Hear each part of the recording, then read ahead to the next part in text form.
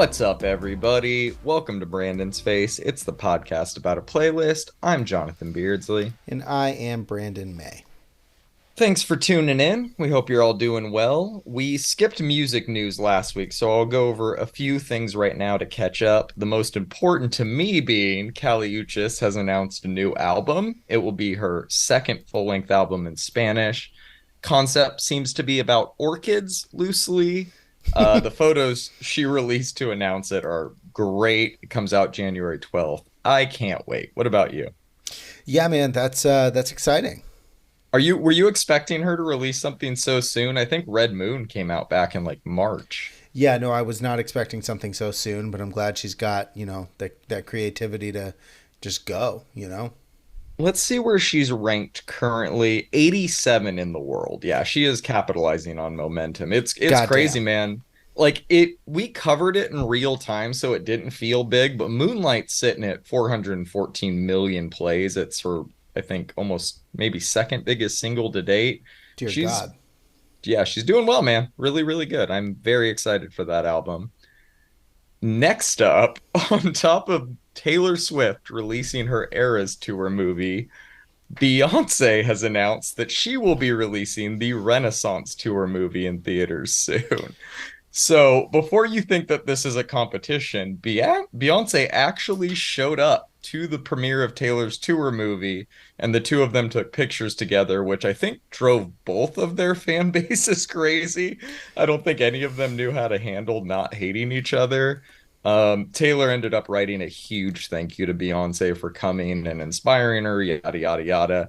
I know you and I won't be seeing either of these movies in theaters at least, but it got me thinking, what current artist would you like to see release a live concert of theirs in theaters? Oh boy. Um that's a great question. I think that I don't know. Here's why. I Yeah. watch festival streams constantly. There's a couple of YouTube channels that I follow. There's obviously the Coachella streams that we watch every year. The Hmm. Lollapalooza streams. I try to catch a little bit of EDC, a little bit of Ultra every year. Amsterdam Dance Event is happening right now. I always catch a little bit of that. You know what I'm saying? Like I Yeah, see yeah. a ton of concerts all the time, but I'm assuming that the filmography on the Taylor Swift Eras movie is probably far better than a lot of things. Although when set up correctly, like for instance, Rosalia's performance at Coachella this year is Yep. is just fucking art, right? Yeah. Yeah. So yeah, I don't know, man. I don't know. I think that there's not a lot of artists doing large epic shows like that right now. Hmm. It'll never happen, but maybe Tool. Yeah. Yeah. The Chemical Brothers did it in 2011. Maybe they can update it, right? I went to that Sure. tour in 2011. Maybe they could do that. Yeah, I think you're hitting the nail on the head, which is this isn't done very often. The fact that there's two that might be in theaters even overlapping for a week or two is kind of crazy, considering, I mean, it's a special anomaly for a concert movie to be in theaters. Like Fathom Events does live plays and things like that, but in terms of like musician movies, it's usually a documentary, like the Justin Bieber one, Michael Jackson's This Is It. It's not usually just a video of the concert. And I know I text you a link or two, but it was not just talk from the Taylor fans. They are losing their shit at these screenings. They're running up and down the aisles. Most of them are not in their seats at all. They're up in front of the screen, screaming, dancing, doing whatever. Taylor Lautner from the Twilight movies, there's videos of him at one of these screenings doing a bunch of cartwheels and shit in front of the screen Jesus for people. Christ. It's bizarre. People do anything for attention. But dude, yeah, Especially Taylor Lautner. it's fucking crazy. But it does kind of make me think. You and I, like you just said, we both kind of tune into these live streams of the biggest music festivals. I wonder if the next evolution of this is like movie theaters that serve alcohol and stuff will show like 12 hours of a live stream of a festival, and it'll be like a party inside the theater as opposed to an event that you sit there and watch, you know? I think that's definitely on its way to becoming more normalized, and I think that this kind of event where a specific artist puts out a concert movie. I hope that that gets more normalized. I think that that's cool, and I hope that it's not just Same. Beyonce and Taylor Swift. I do hope that it's fucking whoever, name an artist, right? Bad Bunny, Yeah. I think he could do it. He'd make a fucking killing, you know. Yep. The Weeknd could do it and make a fucking killing. I wouldn't necessarily, you know, go to those, but they could do it and Sure. make a ton Yeah. of money, you know. I agree. I I think agree. Drake's would flop right now. It'd be for all the dogs, though, you know? Right, exactly. Um, on the same topic, did you catch any of the videos or pictures from U2's performance inside of the Sphere in Vegas? Oh yeah, I did. Okay, so for those who don't know, the giant video sphere slash music venue in Vegas that has been all over the internet since it kind of debuted a few weeks, months ago. I'm not sure at this point. Time doesn't really exist, so No, you two were selected to be the first band to perform inside of it or won the bid, however it worked. And the videos from that show are absolutely insane. Inside of that thing is it's incredible what they pulled off. It's one of the craziest venues ever created. I don't think anybody that plays a show there is ever going to make $1 on the show. Like it's not right. that type of venue. It's an experience that not just the fans are getting to enjoy, but the artists. And while you two getting to perform there is cool, I'd love to see some other legendary acts get a shot. Personally, I think Daft Punk would be my top choice just right away. I also think Radiohead would be really good at making use of that visual space. But I'm trying to think of acts that would fit it though. Like if I'm going popularity aside, I'd love for somebody like Gallant to perform in it, but it'd be like me and 200 people in there. So I have a feeling I know who your top choice is, but hit me with a few you would be interested in seeing live in the Sphere. So I've seen a lot of chatter about this, and I've seen a lot of weird discourse about it, and a lot of people are saying a bunch of EDM DJs, right? So like Dead Mouse, I think would probably be fine. It'd probably make Naturally. money. Yep. I think you actually need to take a band or an artist who has perfected time or perfected the visual artistry that sits next to their music and complements it well. So Sure. the Chemical Brothers are an obvious first choice for me because they would just do some crazy stuff, and Mm-hmm. the way that the entire crowd would be looking down at their equipment, watching them do a live set would be really fucking cool. Yep. Let's do some off the wall stuff though. Feed Me, he does a lot of his own art. I think would be really cool. Again, it would be me and 200 other people in that sphere. Yeah. I Yep. think That's your pick. I think Richie Houghton would Interesting. be Plastic Man show? yeah, doing like a Plastic Man show where he gets up there with his what is it, his Model 1 or whatever he calls it, Yep. and just creating this dark visual experience that kind of takes away from the sphere. I think would be like a really cool juxtaposition. You can tell that I've thought about this. I love So it. Yeah. yeah, I think that there's a number of artists that could really do it justice. A lot of them are EDM artists. I think rock bands like U2, as cool as that show looked, I don't think the visuals really matched that experience. So if we're gonna No. go rock bands, let's do something psychedelic. I think Steven Wilson could do something neat with it on his specifically on his Harmony Codex Gizzard? tour. Gizzard would be really cool. Grateful Dead would be really cool. Yeah. Bands like Tool. Everybody hates him now because it's trendy to do so, but Roger Waters would put a fucking crazy show on in that thing. Yep. Camel, if they still tour, I doubt they do. Could you imagine if that was the second show? You Oh two man. followed by Camel Oh live at man. the Sphere.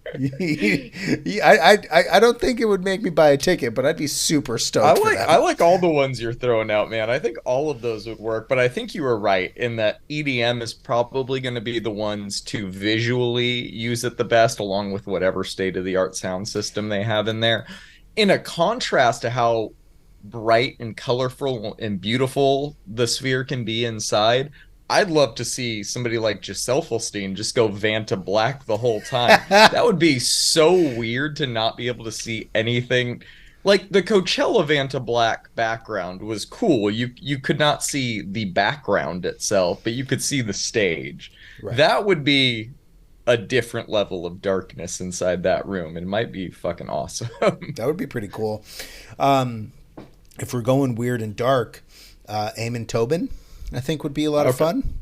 Yeah, Uh, yeah, you're going like super obscure now. Like, I love that, dude. Yes, yes. Let's go the for that. problem is that they have probably a lot of capital invested into the infrastructure of that sphere. So It's gonna be, they're gonna put AC/DC, they're gonna put Guns N' Roses, they're gonna put the bands yeah. that are gonna make the money in that sphere. And maybe in 5 years, when investors start making a little bit of money back, then they'll start talking about, okay, we'll let this Dead Mouse 5 guy come in here and do whatever he wants to do. And then they'll realize that they probably should have been doing that in the first place. And then in 2030, we're gonna have Astro World in the sphere. Oh So dear God! just Actually, get ready speaking of for that. rappers, I think ASAP Rocky could probably do a pretty good show in there. I He's would love to see it. yeah Give me an he's ASAP Rocky Rihanna back to back if we're doing the sphere. Give me let's those do two. that. Give me a dual. Give me a dual set, man. In That's all what I want. seriousness, that venue has potential to be really It's cool. gorgeous, It man. also has potential to be really fucking annoying for whoever lives anywhere close to it because of how annoying the exterior of the sphere is. You don't want to So wake up to a giant sun smiley face outside your window every day. I do not know. Thank you. I'm not in the Teletubbies. You live in the desert. You wake up to that every day, whether you like it or not. Before we move on and get into this week's show, I heard Power Trip happened out there. Any It did. word of mouth? Yeah, I had a ton of people I know went to it. It apparently was an insane show, and everybody said that Tool was the worst band there. Which is funny because Guns N' Roses played. Oh So my God. Yeah, Axel in fucking like a wheelchair by now or whatever's going on is rocking harder than Tool. I don't believe that for a goddamn second. Like, I love hating on Tool. I love bashing them. I do not believe that they were somehow technically worse than bands of like no, 75-year-olds up there, no, but I watched the I don't know. I videos. wasn't there. I watched the videos of it. I wasn't there, but I did watch Iron Maiden's set. I did watch AC/DC's set. I did watch Guns N' Roses set, and I watched Tool's set. And Tool put on a crazy good performance. Like they are Tool. Of course, they put Yeah. on a crazy good performance. The problem is that they didn't belong at this festival, and so when you start out your set with a 16-minute Numa, Yep. it's gonna drag, man. Everybody's Yep. there to see fucking Master of Puppets, and you're over there like, "Do-do-do, ba-do-do-ba-do-do-do." And even though their music is rock music as well, is heavy as well, it's not It's not necessarily, that. unless you're a big fan of theirs, it's not anthemic metal that you can sing along to or wail to like the rest of the band. So And yeah, if I they were recall out of correctly, place. they didn't even play sober. But what like the song sober. But what I will say is that they were the I figured loudest that's what you set meant. of the weekend. I know this because I could hear Maynard's voice from my house. Oh, I'm sorry. Yeah, it was real weird. I bet, I dude. texted my buddy. Shout out to Irving. I was like, "Is this 46 and 2 he's playing right now?" He said, "What? I can't hear you." Oh my God. All right, man. Let's dive into this week's episode. We got a lot of music to talk about, starting with a new one from Resmouse called Infraliminal. I'm glad that their 2021 track Hypnocurrency didn't end up being their only collab together because this is really good. And based on them creating an official moniker on streaming for it, I imagine this is not the end of these collabs. What did you think of this one? This is exactly what I expected. Yep. It absolutely bangs. The off time wubs, the signature sound from Dead Mouse and Rez. I really hope they do like a full album, but I think it's probably just gonna be an EP up front. Good shit though. I hope Dead Mouse does a collab album every year from now on. Rez next year, Skrillex the year after that, maybe Lane 8 after that. I would just love to see this continue because I'm loving all of it. Me too, man. I hope Um, maybe do some test pilot collabs too. Question mark. ooh, Don't Question test him. mark? All right, man. I got a new one from Dom Dalla called Saving Up. Piano House does not get much better than this, dude. This is excellent. Almost one of my songs of the week. What did you think of it? Dom Dalla bringing that disco. Yeah, Just phenomenal. great track. Fantastic All track. right. Redux season is upon us. I got a new one from Cascade called Save Me. Not my favorite track of his. Redux tracks rarely are, except Love Like That, which is an all-time banger. But this one was good. What'd you think? He's got some Redux bangers, man. I like this one. I like his minimal sound when he does it, and yeah, man, it's Cascade. It definitely is. Jumping back to 2010, we got a new one from Empire of the Sun and P now called AEIOU. It sounds a little dated to me, and that might just be because of my inability to associate Empire of the Sun with anything other than the 2010s, but it is a jam. I will give it that. What'd you think? It's a jam, like you said. I mean, what's funny is I associate Empire of the Sun with a couple of things. I associate them with Zed closing his 2016 set that I Yeah, saw of him playing "Walking on a Dream." Is that it? Walking on a Dream, that one. one of those. And then I also associate them with, I think it was 2012, maybe Coachella, and just getting absolute gridlocked in whatever crowd was trying to go to them. And I never got to see them. Human traffic is the worst feeling in the world. Yeah, It was meant to be, Brandon. It was it fate. was. It was. Got a new one from Robbie East and Lizzie Land, Make It Easy. It's a bit of a slow burn, but I thought it was great. You? Yeah, I thought it was great also. A little slower, but it's even This Never Happens weakest songs are still fucking great. So Exactly. Yep. And speaking of, we got more This Never Happened. Two new tracks from Rinzen, Signal and Midnight in Montreal. I thought both of these were good, but I found Midnight in Montreal to be a little bit more compelling as a non-vocal track than Signal. Good stuff all around, though. What did you think? I was so excited when I got the Bandcamp notification that This Never Happened has announced a new single from Rinzen. You could not, I bet you wouldn't believe the look on my face, man. These are both I bet I gorgeous, would. just gorgeous tracks. Oh man, are we going to be able to say that about Bandcamp like 6 months from now? That's a whole thing, bro. It is a whole That thing. is an entire thing.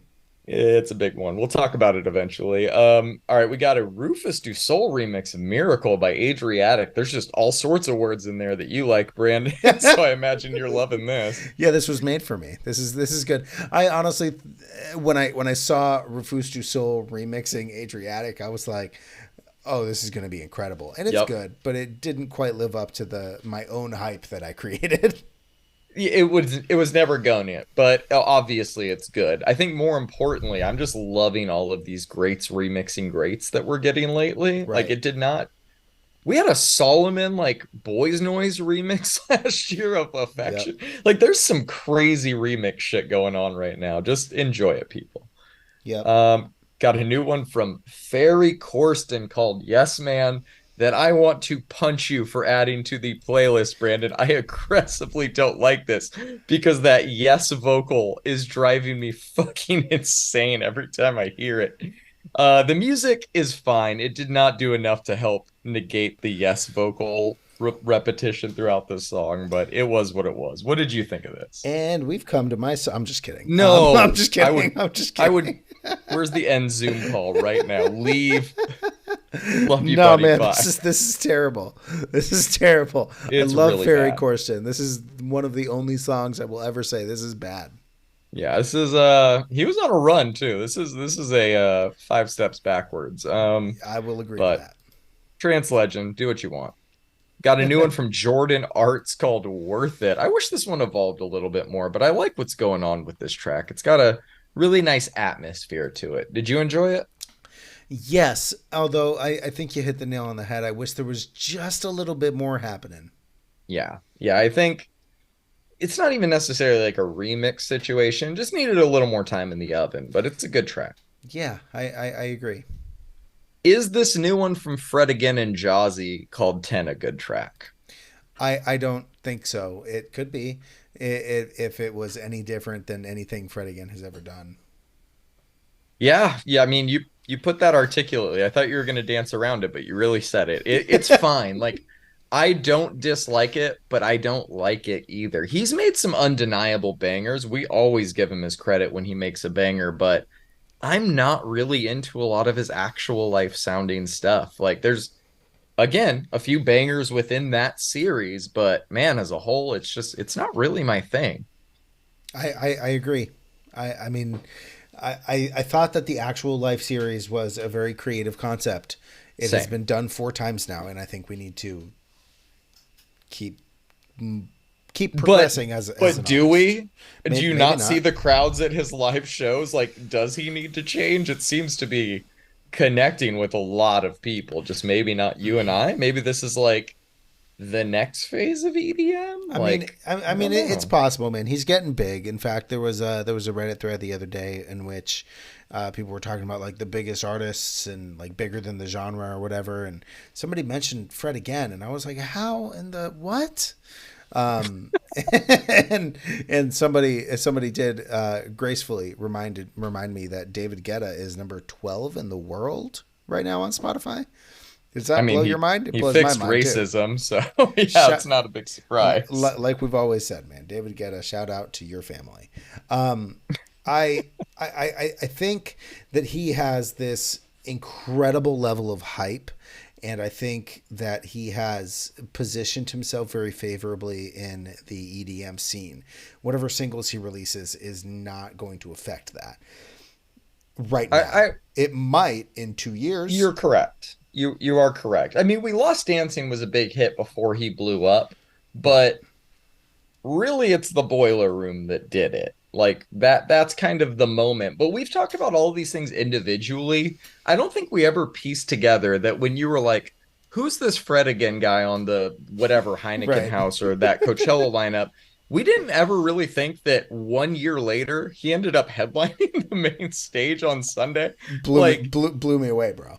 like if you would have said that year, oh no, that guy's gonna be headlining Sunday, whether circumstantial or not, like it happened. Right. It's fucking crazy, It dude. Yeah, did happen.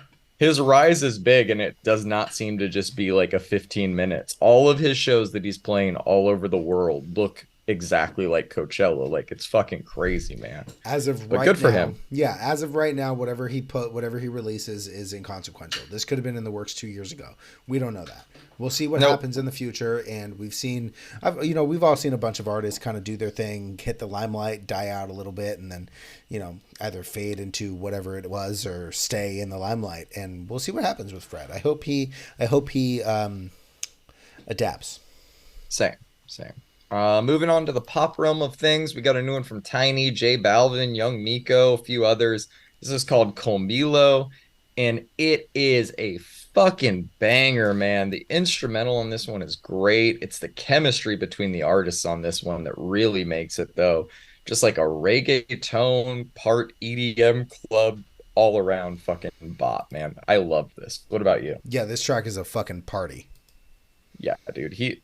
I don't know if it's better than anything or everything off his last album, but it further cements him as one of the best producers right now. It's Yeah, great. it's a really good one, bro.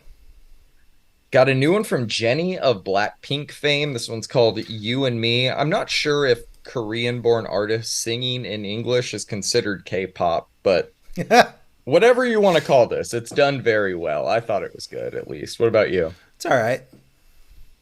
I imagine you enjoyed probably like the distorted production blowout finish more than the actual verse chorus of this one. You would be absolutely correct. Yeah, yeah. I hope that's not the case with this next one because that could be, but I absolutely love this whole song. It's a song called Conceited by an artist named Lola Young. My wife showed me this track like a week or two ago. I've been listening to it every day since. You know, I love me some like grungy alt pop, and this is just top tier of that. Big drums, some distortion. It just hits differently when it's done right, and this is done right. Would you agree? Yeah, I think this is fucking great, man. She's got a really neat voice. Yeah, really, really good. She dropped an album earlier this year. We didn't cover. Maybe we'll circle back to it, but regardless, we will be covering her going forward. Nice. Got a new one from Gallant, Terrace Martin, Robert Glasper, Kenyon Harold. Dear God, man. This one's called 311. This is my song of the week, which I'm sure is a I surprise knew to that. nobody. I knew It's it. the first new Gallant music we've received since Neptune back in 2011. And he returned with some friends, man. The three artists I just named create one of the sickest jazz instrumentals he's ever sang over. And he has no problems. He kills it. His falsetto is the best in the world right now, as far as I'm concerned. And the thought of him making more new music alongside greats like this excites me quite a bit. He was asking people on social media what these four should call their band. People thought he was joking, but he said he was being very serious. And lo and behold, there is a new artist credit on this song for a artist or group named Sneak, which is I think what they're going to be going by. All And right. yeah, Awesome. man. So maybe that's what they decided on. I don't care what they call it. I just want a full album of this to happen because it's great, man. I know you loved this. How much did you Oh, love it's this? fucking great, man. They every single one of them has like a unique role to play in this track, and I think they all hit it Sure. extremely well. So, I agree, man. yep, Couldn't agree more. yep. Okay, so next up on the playlist, I have a song from Masego, Wally, and Any that I could not get to play. What Yep, about you? I haven't been able to play it. And searching all of their pages, it does not show up as a like release, and it also like isn't grayed out as if it's been removed. It's a very Right. weird track.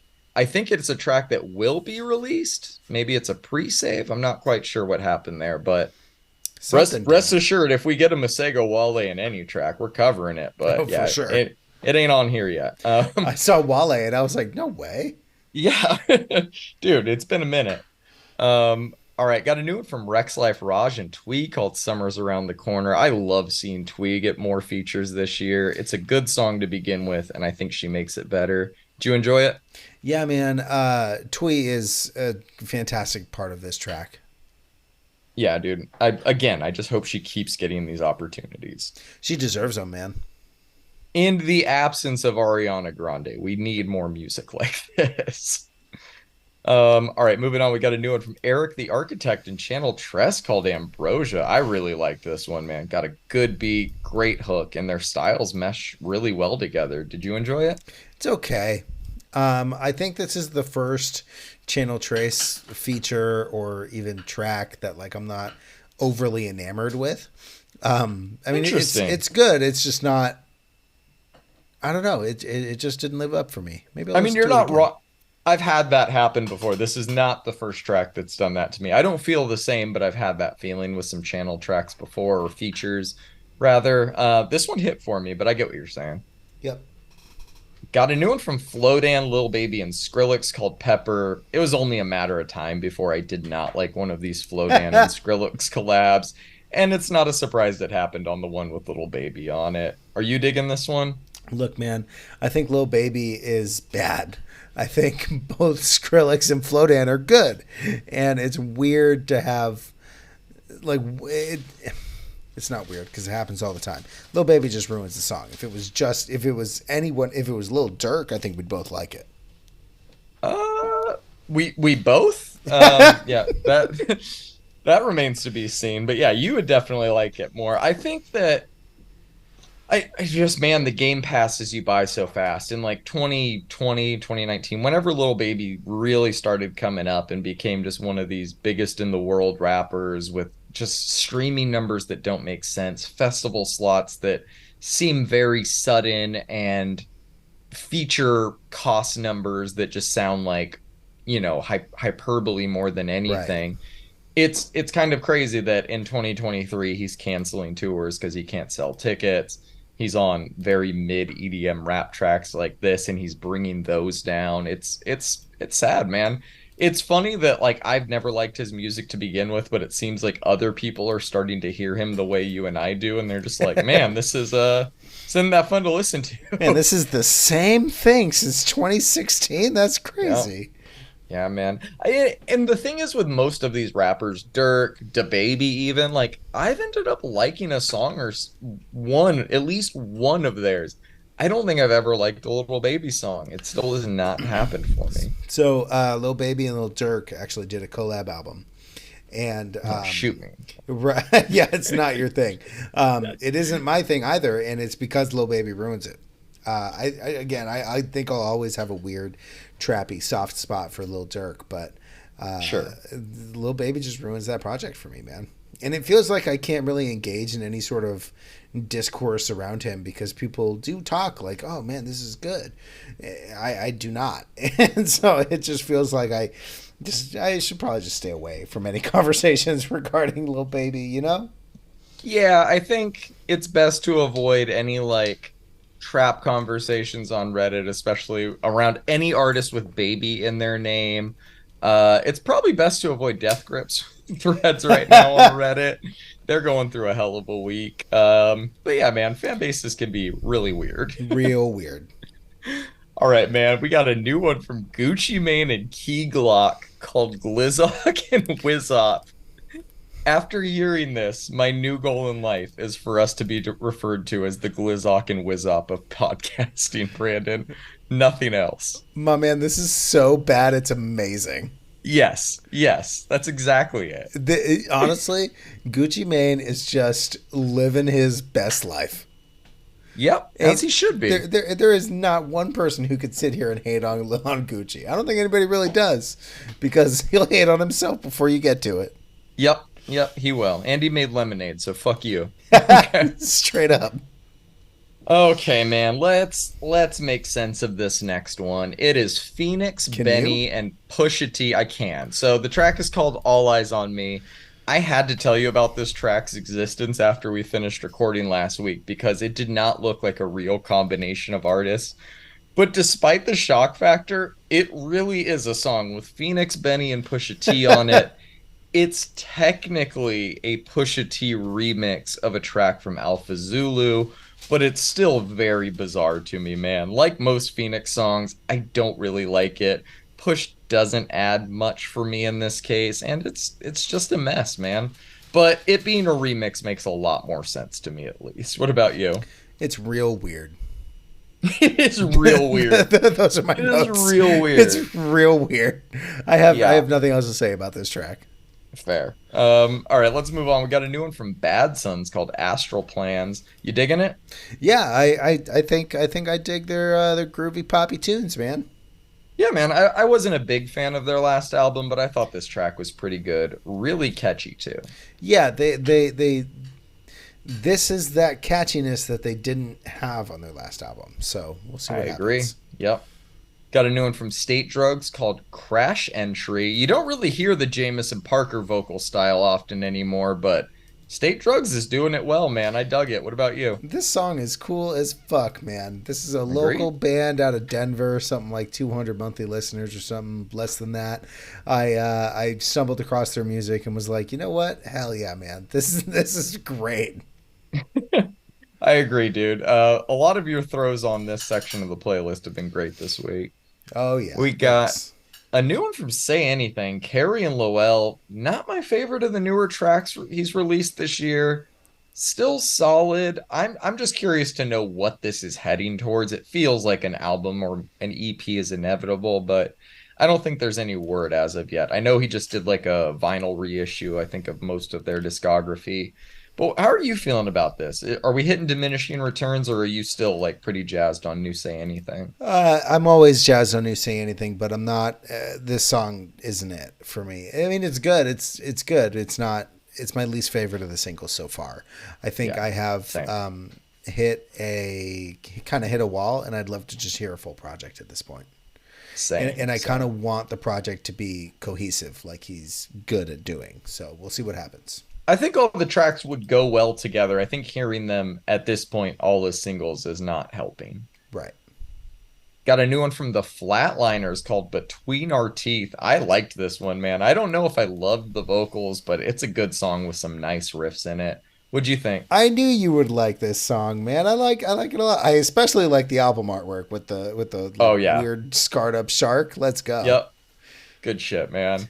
Did you dig it as well? Yeah, no, I really like this one. Good. Got a new one from Bring Me the Horizon. It's called Dark Side. It's good. It sounds like Bring Me the Horizon. If you like modern Bring Me the Horizon, you'll probably like this. Did you dig it?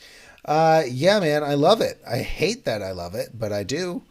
So it's a new Bring Me the Horizon song. Exactly. It's, I mean, dude, it's good, and it is very good, and it's very well produced, and it's Bring Me the Horizon. You can tell because of Ollie's voice or whatever, but like, I just hate that it's them. I just wish they would find the caps lock button on their fucking computer when they're typing these song titles, man. Yeah, Like, you're not a 13-year-old anymore, guys. Come on. I have good news and bad news about Bring Me the Horizon. Their new album, Next Gen, it's got like a long fucking name. I think it's part of the like post-human, whatever bullshit they're doing. It was supposed to drop, I think actually a few weeks ago. They have pushed it and not put a date on when it's dropping. I'm guessing next year sometime. But I think after hearing all three singles that we've heard so far, Lost, this one, and Amen, all three have been good. I think them delaying the album at this point could only make it better. So I'm willing to wait if that's the case. What about you? I really hope that it is a creative decision rather than a retail decision, but we'll see. Yeah, we got to get more vinyls pressed before we can put it on sale. It's possible. Got a new one from Plains called Scared to Lose You. You a fan of this one? Dude, I have liked every single that they've put out this year. Yeah, dude, I don't know how many of their songs we've reviewed, but I think this is one of the better ones, if I'm remembering right. Real good, man. Yeah.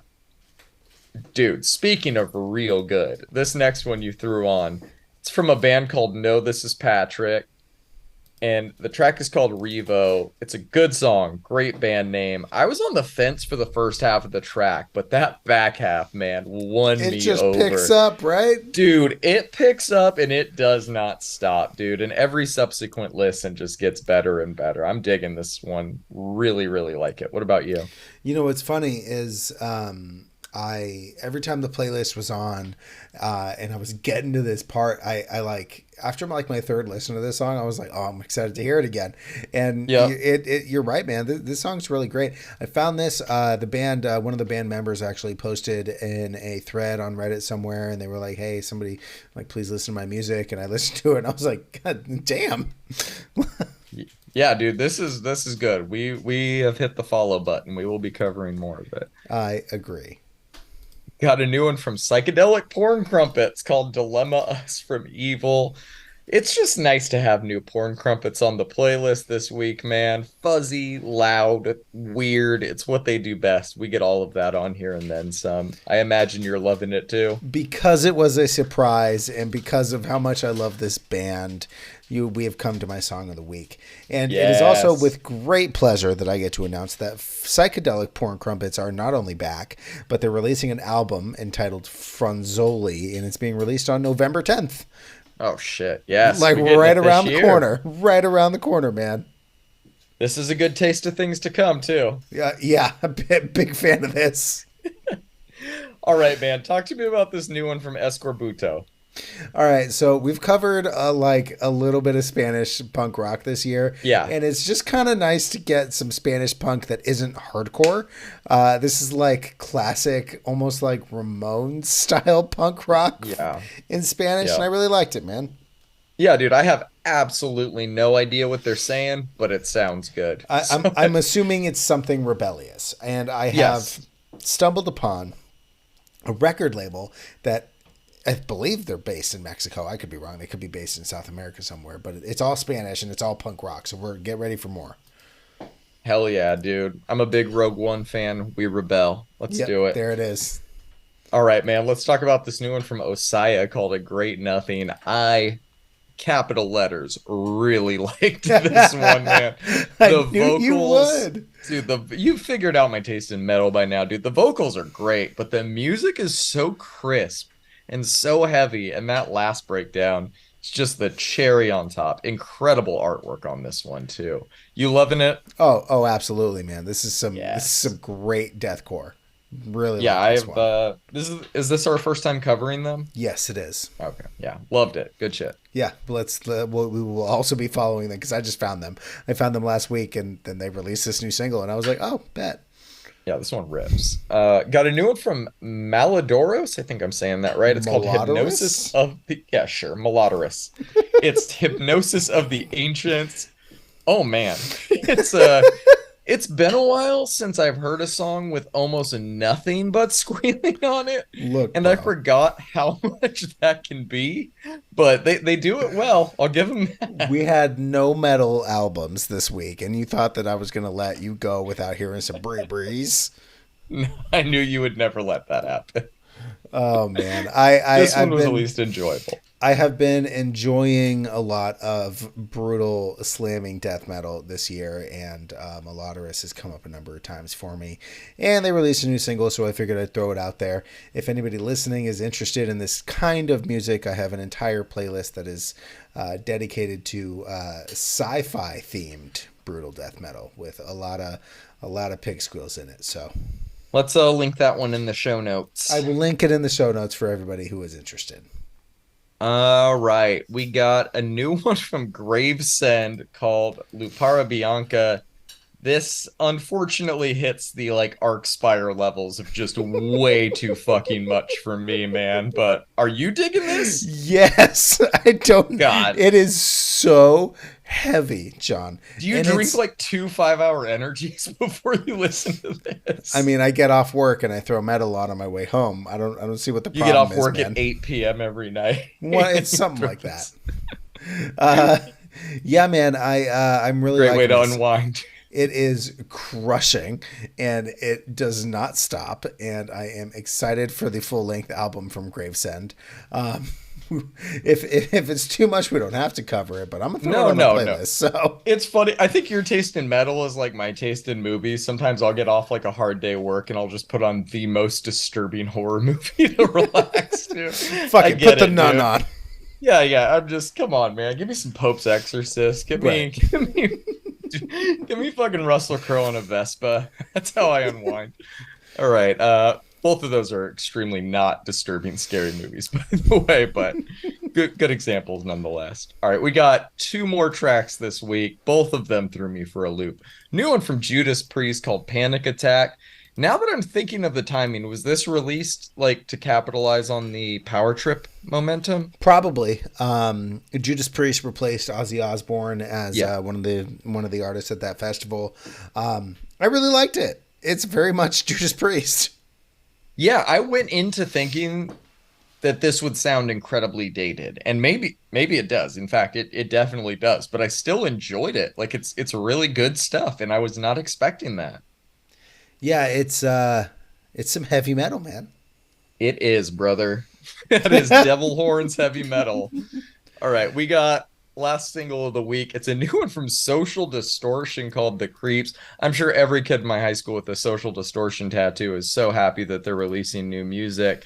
This one rocks, man. No notes, just good shit. What'd you think of it? It actually is not new music, but I did throw it Oh, on because it was a remaster go back into cave then. of a 40-year-old song this year. The Creeps is on their first album, Mommy's Little Monster, and I wanted to throw it on here because this is the first punk song I purposefully listened to. Interesting. Like when you were a kid, this was This the first one you this listened to? song started my punk rock obsession all the way, man. I was 13 years old. Some kid came to middle school dressed like a punk, and I was like, "Teach me about punk music." And he burned me a CD, and this was the first Yep. song on that. So I'm very excited. I finally get to own this on vinyl because the original pressings have been stupid expensive, and they just released a new repress of it. So yeah, man, I just wanted to throw this one on. I'm glad you liked it. This is what I social did. social D used I to should sound have like. known that they wouldn't sound like this after that many years and that the song did sound familiar. This has been happening a lot with me. Like I'm just forgetting things. We haven't talked about it this week, but like Tiger's Jaw, I think covered a Joyce Manor song, and I think vice versa. Joyce Manor like covered a Tiger's Jaw song. And I was listening to the cover and I was like, man, this is a really good song. And I was like, oh, this is because it's like that band's most popular fucking song. I'm forgetting things. You could like show me Beat It right now and be like, I wrote this, and I'd be like, damn, you killed it, dude. This is the new Taylor Swift.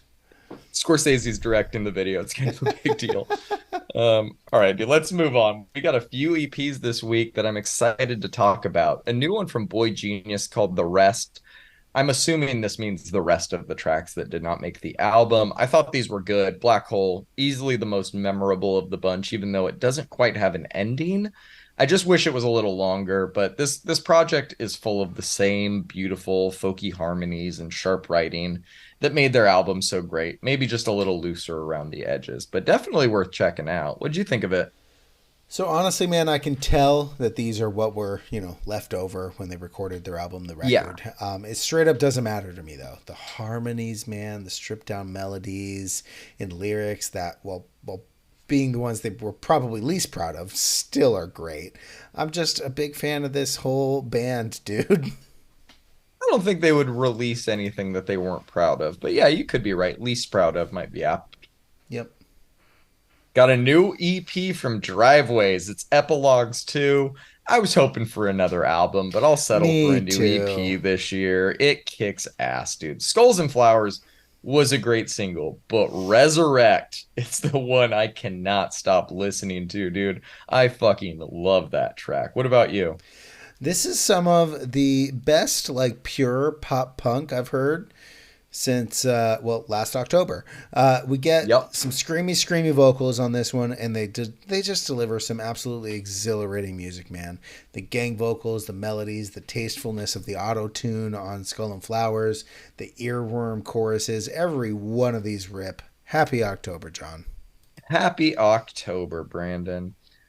We got a new EP from Private Mind called The Truth You See. Give me all of the MySpace core post screamo shit like this, and I will continue to eat it up because I love it. What about you? My notes literally say, "Let me consume all of this forever." Yep. Like it's that shit, man. It is, man. More bands like this, please. Got a new EP from Gulp.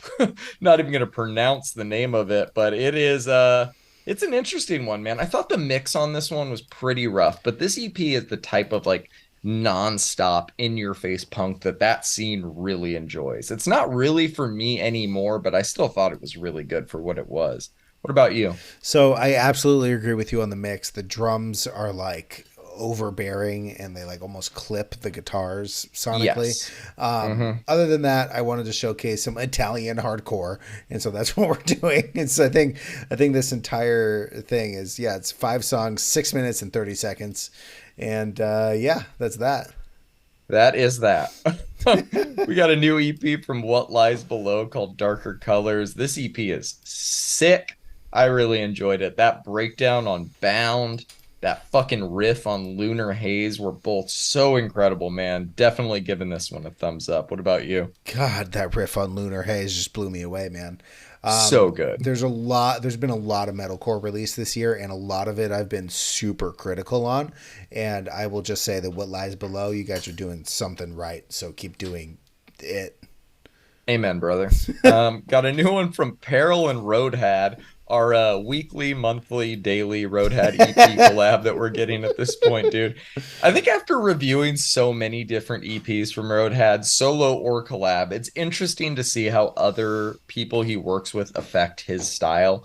And I feel like Peril brings out a little more of a trippy side in him. A It's little bit more also hypnotic, right? yeah, it's still very subdued, almost minimalistic, but yeah, a little more hypnotic. I dug it. What about you? Yeah, I basically Roadhead everything he touches is just turns to fucking gold. And he just I think I sent it to you. I don't know if you got it since apparently my I text did. messages haven't been going through. He did a set at Glitch Festival this year, and dear God, is it just one of the best techno sets of the year. Yeah, So when I text you the link that he was gonna be doing one, I hit a reminder then and yeah, there on YouTube, so I got it right away. dear God, it's so good, man. Cigarette in mouth, just mixing away. He's the real techno Viking at this point, man. He does not give Like, a shit. No, he is awesome, dude. I love guys like that. My like their lives could be really normal, just like doing laundry, making breakfast. But in my head, they like sleep until like noon, make songs on their laptop, go to the club at like 11, play that shit until like 4 a.m., repeat. yeah, no, absolutely. That's how I picture Rodad's life, with some cigarettes and coffee in there. Yeah, I think a lot of cigarettes and a lot of coffee, but yeah. All right, man. We got one more EP this week. It's from Ambler. It's called Windfall Part 2. It's an album length EP, which is in kind of made it hard to sort, but it's 4 songs, so I put it here. It's got incredible atmosphere and enough density in it to really sink your teeth into. It's great. It's well produced, very creative, and it's also patient as well, which I liked. It doesn't force anything, it just kind of lets it happen. I enjoyed this one, man. What about you? I am so glad that you enjoyed this, man. I thought, I actually was like, I don't know if he's gonna like this, but I'm throwing it on. But I was like, he's liked all the other Xenon releases, so maybe he'll like this one. And yeah, man, I think you hit the nail on the head. It is subdued yet dense. It's driving yet patient. It is great. I really enjoyed this one, man. I'm pretty sure this is equal length. This is like 5 minutes shorter than the Beartooth album review. It's crazy what they do with just these 4 songs. Very Right? impressed. All right, moving on to the albums this week. We got a couple big ones, starting with the new one from Bad Bunny, Nade Sabe. I don't know how to pronounce this whole thing. Nadie sabe lo que va a pasar mañana. Thank you. All right, man. I hate how often that we're saying this, but there's a good album in here somewhere. It's in this case, there's probably a great album in there somewhere, but it wouldn't be fair to criticize Drake for having too much bloat on his albums and not criticize Bad Bunny for doing the exact same thing. This album is much better than the recent Drake album, but a lot of my negative takeaways are kind of the same. 80-minute pop albums should not be a thing. No matter how great moments of them can be, I'm sure there's a way to pull it off and keep it engaging, but all of the ones that we've reviewed so far have just been repetitious to a fault. But I'm going to table that for now since like I know with the elongated albums I'm starting to sound like Old Man Yells at Cloud, but it needs to be said. On the positive side, this album has a lot of really good music on it, man. Where She Goes is still a jam all these months later, but tracks like Monaco, Mr. October, Fina, all those had me so excited to run this one back again and again. I start to lose interest sometime around 787 and Seta, but there's a few tracks on the back half that I enjoyed quite a bit as well. I think overall, I'm gonna have to give this one a 7. My standout, man, if I have to pick one, I'm gonna go Monaco just because it's a fucking banger.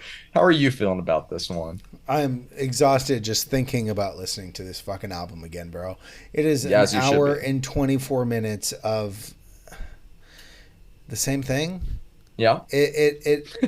I look, man, I like a lot of Bad Bunny. I like a lot of Bad Bunny's trap stuff. I do not like an hour and a half of it at once. And every other song on here is fucking great, sure. But is it if it's all together? Like if you put like a beautiful orchid next to a pile of shit, the orchid is going to smell like shit. And that's just kind Sure. of how I feel when you've got stuff like Vaticano next to No Me Quiero Casar. Like it just Yeah. it feels like it all just blends together. And I really wanted to like this more. By the time I got to Mercedes Carota, I was like, ah, I'm not even halfway through. Like Nope. it was Yeah, frustrating a little bit, man. I Monaco's feel it. Of Monaco's my favorite song on this one. I liked course. maybe 40% of it, so let's call it a 4 out of 10 for me. Fair. I'm not gonna hate on the math score on this I, one. I, I have no other choice on this No, one, man, man. it's a numbers game at a certain point. You got to be real. Right. All right, let's move on to this new one from Troye Sivan, Something to Give Each Other. This one lived up to the hype, man. Rush was a hit the second it came out, remains one today. Got me started. I think has been slept on by comparison, but still ranks among my favorites on the album. Album cuts, though, like Honey, are great. I think Silly is really good. The recently released single, One of Your Girls, has the potential to be another very big hit if promoted correctly. The music video is already doing very well. And I think my wife, upon hearing it, was like, oh man, I feel like all the EDM producers are tripping over themselves, probably trying to get the rights to remix this right now. The only tracks on this one I don't really like were Still Got It and Can't Go Back, which both sound more like forgettable Shawn Mendes songs than Troye Sivan to me, but they by no means weigh the album down. I just don't really care for him. They just don't hit like the others do for me. But other than that, I have no criticisms. This album is a good time every time I throw it on, dude. It's fun, it feels good, it's a little hedonistic at times, and it takes some chances. I'm giving this an 8. I fucking love it. Rush and Got Me Started are my standouts, but one of your girls is creeping up the list. How are you feeling about this one? Hey, man, I'm glad you liked it so much. So, I know we covered a couple of his tracks, but I actually didn't realize that I've been listening to Troy for at least a few years, thanks to my wife. She Yes. showed me My, and remixes of his tracks that have been played in some of the mainstream EDM sets I've been listening to over the years. Mm-hmm. Regardless of all that, though, I was still unaware of what to expect kind of going into this album. Single driven artists on their long play form are kind of difficult to pin down, but I have to say that I really enjoyed my time with this record, man. It's a reasonable Good. length at only 32 minutes, which is nice. It's got a lot of electronic production and different like electronic like EDM tropes, which Yep. are at the same time familiar yet utilized a little differently, as he's clearly like trying to showcase his voice on this one. Yep. I actually hear a lot of Kanye influence on the production and mixing, Interesting. specifically on Still Got It. Go back and listen to it and you'll be like, I see it. I love the Spanish feature on Yup. I'm not going to pronounce that. So much Latin pop On nowadays. In My It's Room. yeah. Yes. It's almost silly if you don't include it in your album in 2023, right? I will never understand how one would think to start their album with the energy of the banger Rush and then proceed to take all of the energy out of the room with the subsequent tracks. We've talked about this before, and I guess I just don't get it. Not that any of these like slower tempo tracks are bad by any means, they just tend to make it difficult for me personally to stay engaged. The energy level does come back up though with Got Me Started, which is a great track. Yep. Silly, which has some of the best instrumentals on the album. That is Agree. until we get to Honey, which also has some of the best instrumentals on the album. Yeah. All of the instrumentals have been fantastic on this record, but the last four tracks are really up my alley. I enjoyed my time with this one, man, and in a year full of pretty damn good pop music, Troy comes in at the 11th hour to drop a banger. Good shit, man. I'm giving it a 7. I have 3 standouts: Honey, Silly, or Rush. All 3 of those songs Yep. are fucking great. Those three tracks fucking are great. I think those are like the fun vibe of the album, and he kills it on all of them. All right, man. We got a new album from Metric, Formentera 2. How are you feeling about it? All right, man. So this is the follow-up to the mostly not critically acclaimed album Formentera. I feel like I was the only one that really liked their last record. So this one starts off on a high point with Detour Up. Big fan of Emily's charisma on this one. Just the Once follows up this charismatic and synth-laden streak and just delivers really well. By Days of Oblivion, though, the energy and the tone of the record has changed a little bit. Things are a little bit more intentional. They're a little slower. I think they're still in their groove, but they've got this like vibe to them that it's good. It does kind of slow everything down. And we just talked about that with Troy's album, where it's like, okay, let's start out with energy and then slow it down. If you're not going to pick it up quickly, to me, it's difficult for me to stay engaged. Sure. Emily's chemistry, though, with the band over these instrumentals is something else, and something I really liked about the first iteration of Formentera. I think that announcing a sequel to an album so soon after they put out the original is kind of telling everyone that these may have been like the rejects of that first album or like the tracks that didn't make the original, but I honestly don't think so. I think these are as strong, if not a little bit more cohesive than the tracks on their first record. Suckers gives off this like Interpol meets garbage energy, and I am fucking here for it, which is why it is my standout. And I'm going to give the album Oh yeah. a 6.5, I think. Fair. Hey, I'm with you, man. It's more of the same, but I think like you, that's kind of what I was hoping for with this release because I liked Formentera 1. It's also kind of a given. It'd be more of the same with a 2 in the album title. It definitely feels like it's part of the same era as the first Formentera to me, but it feels as substantial as you'd expect from a new Metric album. I was a little worried it'd end up sounding like an extended deluxe edition more than a new album, but I think they managed to put out just yet another very good synth heavy pop rock album. I'm also going to go 6. I think 6.5 on this one. Yeah. And my standouts are Detour Up and Just the Once, man. Really good Nice. album though. Yeah, I enjoyed my time with it for sure. Same. I think that just, I mean, there's probably a lot of bands I could use for an example, but they are just one of the most consistent in that realm of music right now. Agreed. Okay, buddy. I have been waiting to talk to you about this Beartooth album all week long for a very specific reason. So, their new album, The Surface, came out. First things first, it's a Beartooth album. Catchy hooks, sick riffs, heavy breakdowns, and the ability to be as metal or as pop as they want. After 5 albums, their sound and their structures are a little bit predictable, but it really doesn't make them any less enjoyable if that's what you're into, which I happen to be. I've had Riptide in my rotation since that one dropped last year sometime. Still hits every time it comes on. Even though I've only given this one a few spins, I can tell a few more of these tracks will be joining that in my rotation. But for as good as this album is, man, it has quite possibly one of the worst songs I've ever heard on it in the country rock collab, The Better Me featuring Hardy. The first time it came on, my wife and I audibly laughed at the hit 'em with the riff intro. Sadly, I thought it was going to get better from there, but it gets so much worse.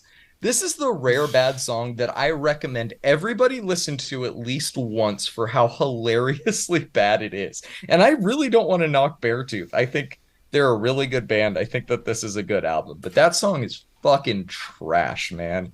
Anyways, I'm giving this one like a strong 6 despite that song. My standouts are The Surface and Riptide because there's just some great moments in both of those. But man, it was so hard not to text you because I text all of my friends almost immediately, like, listen to this, bro. And right away I kept getting the like smoke nostrils hit him with the rib text back from people.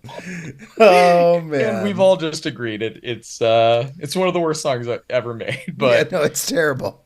a decent album. What did you think of this one, man? Oh, Beartooth. So I think they're cursed. Not in like a real way. Like I doubt Caleb has like been practicing his incantations or whatever, but they put Maybe. out an insane album as their debut and they have Yeah. never quite hit that mark again for me. Here on the surface, their sixth studio album, they managed to grab at least a little bit of that magic back. Here's the things I like about the album. When it's aggressive, it's really aggressive. Caleb really does have a fucking great voice. The same tropes of little like vocal accentuations are here, like the screamy, singy parts on Riptide that were present on Disgusting, their album. The instrumentals are great as always. They've always like had a way to their tuning, and their riffs are fucking great. They're like catchy and simple and like still original. And then obviously Caleb's voice is just great, man. It's impossible to say otherwise. Both screaming and singing, dude he can just fucking get it. Things I dislike about this album: Caleb's vocals. I know, I just said that I think his vocals are a high part, and it is, but there are certain inflections that happen throughout this record, like on the title track, Doubt Me, and others that just like remind me of the 1975 and like Olivia Rodrigo. Yep. It's Same. just both artists that I do not want to be associating with Beartooth. It's poppy to like the nth degree. They're trying to speed run the popularity that Bring Me the Horizon did with their turn to pop.